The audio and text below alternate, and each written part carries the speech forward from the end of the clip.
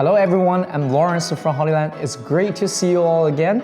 Today, I'm going to walk you through our Solidcom M1 Pro.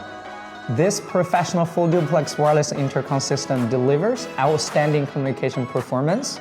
It features advanced dual microphone environmental noise cancellation that effectively reduces background noise, making it a reliable option for loud or busy environments.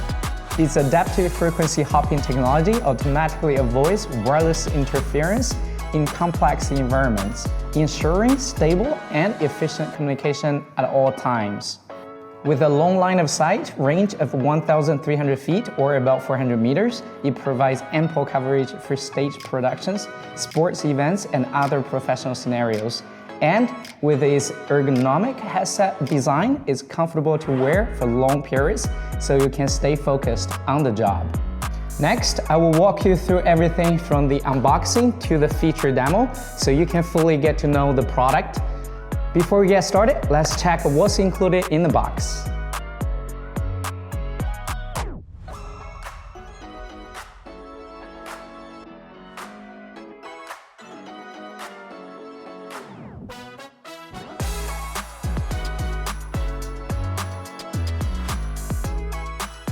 First is the main station. It handles all wireless communication with the belt packs, and it serves as the core of the entire system. On the front, there's a display screen that shows the status of the main station and the connection status of each belt pack. There are also control buttons, and by pressing and holding the center button, you can enter the menu for various function settings. On the back, we have two battery slots, so the main station can operate on NPF batteries when DC power isn't on hand.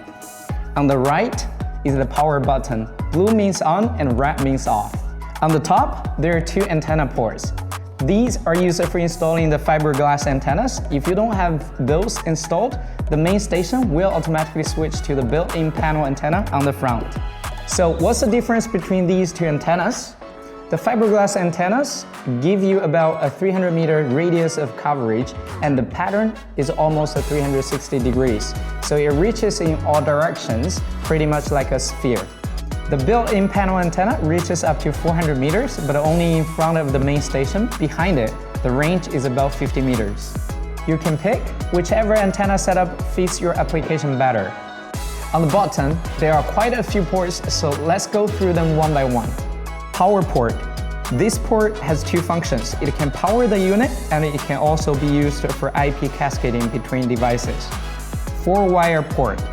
Used to connect it to other Hollyland intercom main stations or third-party wire or wireless intercom systems. USB port.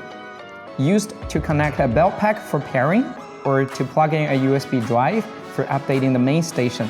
3/8 threaded mount. This allows the main station to be mounted on a tripod. 2-wire port. Used for connecting traditional wired intercom systems. PoE or LAN port. Used for IP cascading with another Solidcom M1 Pro, and it can also provide power through PoE.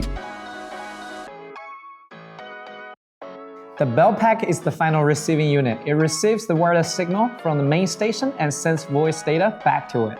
The front display shows the belt pack's talking status and its connection status with the main station. In the middle, the A, B, and C buttons correspond to group A, B, and C. You can double press any of these buttons to join or leave each group. On the back is a metal clip that lets you attach the belt pack wherever you need to wear it. On the right, the plus and minus buttons are for adjusting the headset volume. You can also press and hold both buttons at the same time to enter the menu. On the left is the battery compartment. Switch it to open to remove the battery. The USB-C port is used to connect to the main station for pairing. On the top are the antenna and the talk button. By default, when the button isn't pressed, it stays in mute mode. You can press it to switch to talk mode, allowing you to speak. On the bottom, there are two ports, a LiMo port and a 3.5mm port. The LiMo port is for the included headset, and the 3.5mm port is for standard wired headsets. The headset connects to the belt pack through the LiMo port. It delivers the audio coming from the belt pack and also sends your voice back into the system. Its over-ear design helps block out surrounding noise very effectively. Next to the mic on the headset, there is an ENC switch. When you turn it on, the indicator light beside the mic lights up blue to show that noise cancellation is active. The ENC performance is excellent. It uses a secondary microphone to pick up ambient noise and cancels it through phase inversion. In loud environments like stage setups or live events, it helps keep communication clear. In addition to the talk button on the belt pack, the microphone boom can also control mute and unmute. Pushing the boom up mutes the mic, and pushing it down turns the mic back on. You can choose whichever control method you prefer. That's all for the ports and the external components. Up next, we'll go into the main features.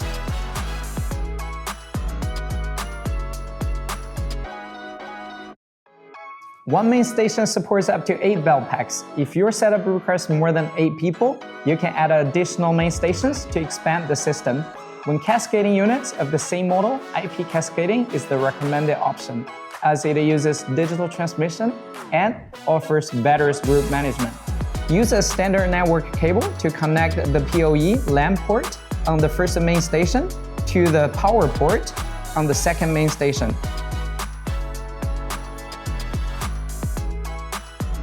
Go into the network settings and disable DHCP on both main stations.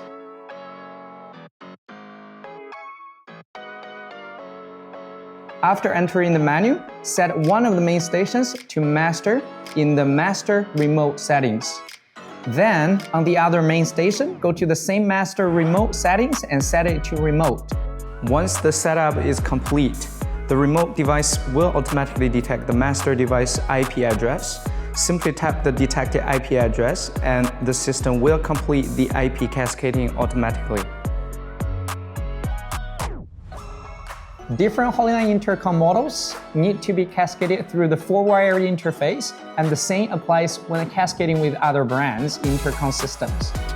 Next, let's go over how to set up a 4-wire cascade. Use a standard network cable to connect the 4-wire ports on the 2 main stations.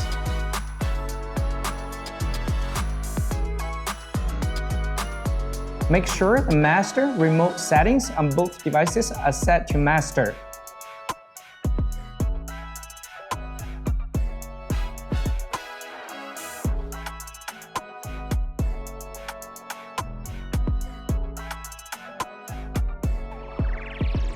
Go into the 4-wire settings in the menu and select wire sequence. Set one of the main stations to standard mode. And set the other one to cross mode.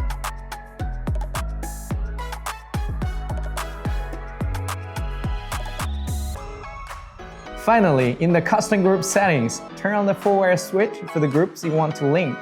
Any groups with the 4-wire switch enabled on both main stations will be able to communicate with each other.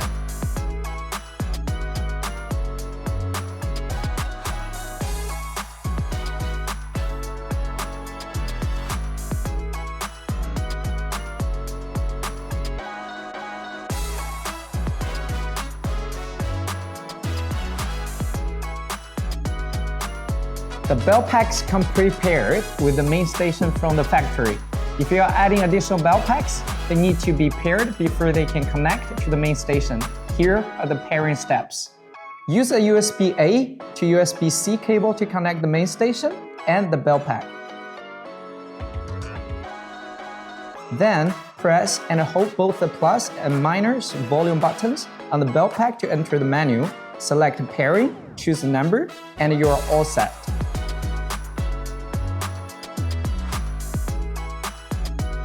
Grouping is a very important feature in an intercom system.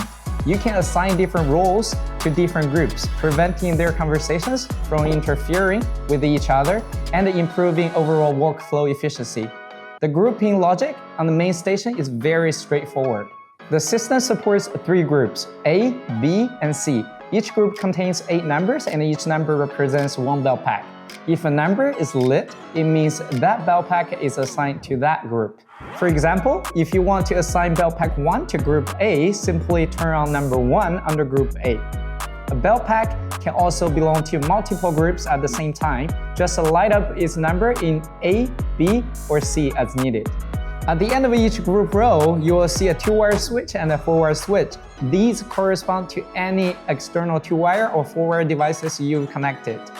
If you want the audio from an external device to go into a specific group, just turn on the 2-wire or 4-wire switch for that group. If your project only requires a simple grouping setup, you can choose either the A group mode or the AB group mode.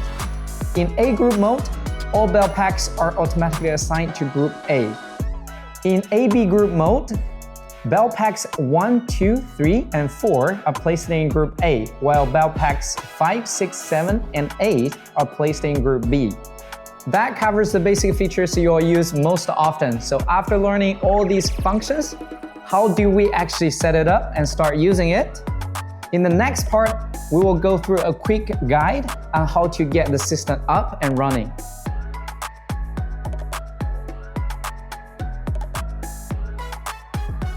First, place the main station on a tripod and raise it to about 2 meters above the ground. This height helps reduce signal blockage caused by people moving around. If possible, try to mount the main station even higher in an open, unobstructed area to get the best signal performance. If there are other main stations nearby, keep at least a 2-meter distance between them to avoid interference. Connect the DC adapter's cable to the power port on the main station. Press the power switch on the main station. Once it's fully powered on, turn on the bell packs as well. Wait for the main station and the bell packs to connect automatically. Once the connection is successful, the main station's screen will show the numbers of the connected bell packs. Connect the wired headset to the limo port on the bottom of the bell pack. Once everything is connected, you are ready to start talking. Push the microphone down to unmute and speak, and push it up to mute. At this point, all the installation and setup are complete. Pretty simple, right? Now, you can enjoy clear, high-quality communication right away.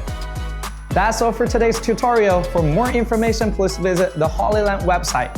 And if there are other features you'd like to learn about, feel free to leave a comment and let us know.